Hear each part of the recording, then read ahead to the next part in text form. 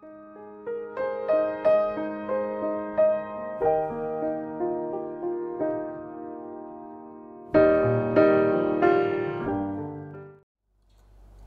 Injil Tuhan kita Yesus Kristus menurut Yohanes. Dimuliakanlah Tuhan.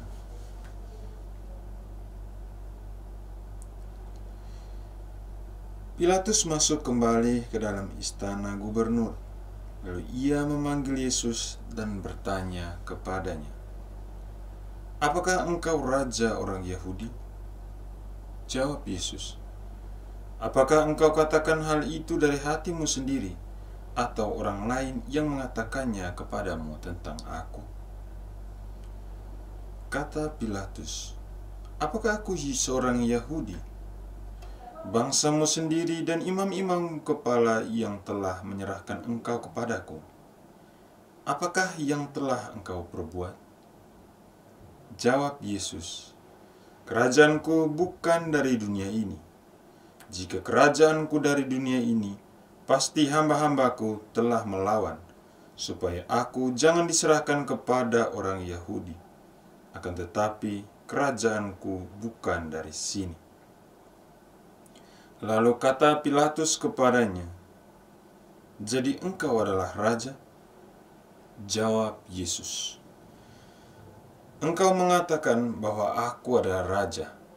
Untuk itulah aku lahir dan untuk itulah aku datang ke dalam dunia ini, supaya aku bersaksi tentang kebenaran. Setiap orang yang berasal dari kebenaran mendengarkan suaraku." Demikianlah sabda Tuhan. Terpujilah Kristus.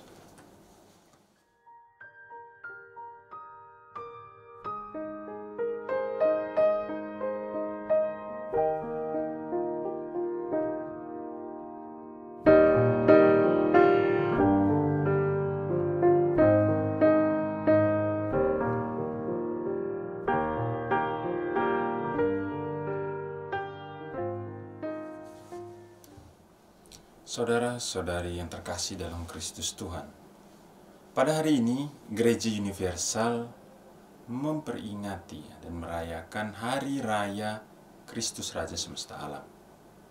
Bacaan pada hari ini sebenarnya bukan bacaan yang asing lagi di telinga kita, karena bacaan ini sudah sering kali kita dengar pada hari Jumat Agung, khususnya pada Pasio. Bacaan ini diambil dari Injil Yohanes bab 18 ayat 33 sampai 37, di mana Yesus berdialog dengan Pilatus tentang statusnya sebagai raja. Dalam percakapan ini Yesus tidak hanya menyingkapkan jati dirinya, tetapi juga memberikan pengajaran mendalam tentang makna kerajaan Allah. Dan makna itu berbeda dengan kerajaan duniawi yang dipahami oleh kebanyakan orang. Ketika merenungkan bacaan ini, muncullah 3 pertanyaan dalam benak saya. Yang paling pertama, mengapa Yesus disebut raja? Pilatus sebenarnya mewakili pemahaman duniawi tentang kekuasaan. Baginya itu seorang raja itu adalah seseorang yang memiliki kekuatan militer.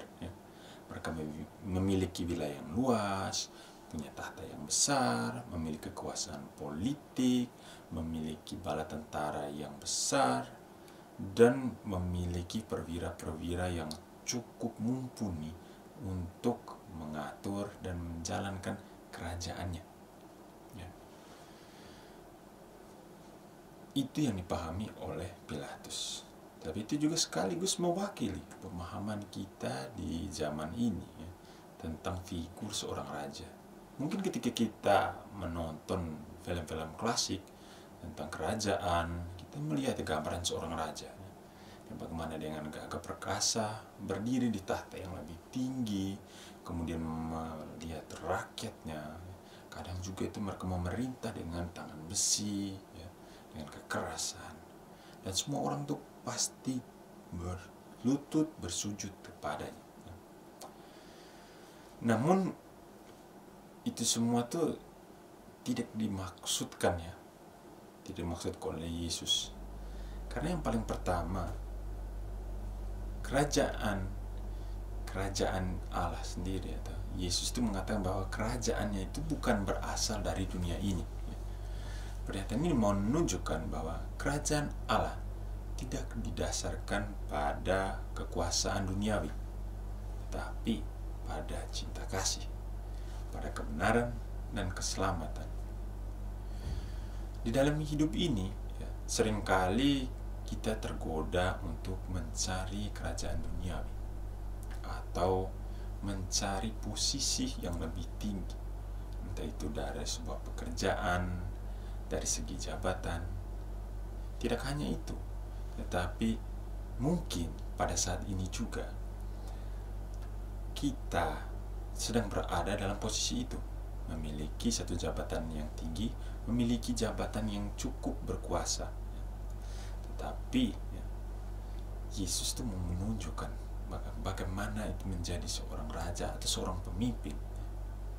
Adalah pemimpin yang bukan sekedar memberikan atau memerintah masyarakatnya, tetapi lebih dengan kasih, dengan kebenaran dan dengan keselamatan. Dan Yesus di sini mengingatkan bahwa nilai-nilai kerajaannya itu jauh melampaui semua itu. Itu untuk yang pertama. Dan yang kedua, pertanyaan yang terbesit dan muncul dalam pikiran saya, yaitu identitas Yesus sebagai raja. Kalau memang Yesus itu raja seperti apa? Dalam konsep pemahaman orang banyak, seorang raja itu pasti dia memiliki otoritas tertinggi. Otoritas tertinggi dalam suatu kerajaan. Dia mampu menentukan apapun, entah itu dari segi hukum, dari segi kebijakan. Raja yang memegang itu. Dan dia juga bisa bertindak sewenang-wenang karena dia memiliki hak yang penuh. Tetapi hal ini tidak nampak dari apa yang ditampilkan oleh Yesus dalam keseharian hidup.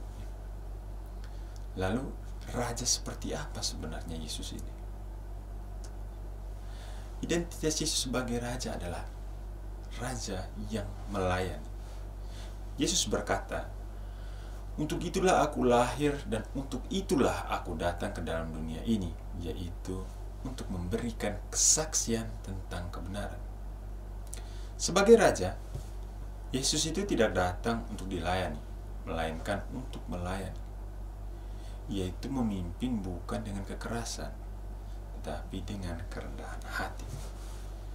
Salib itu adalah tahtanya, dan kasihnya itu menjadi hukum dalam kerajaannya.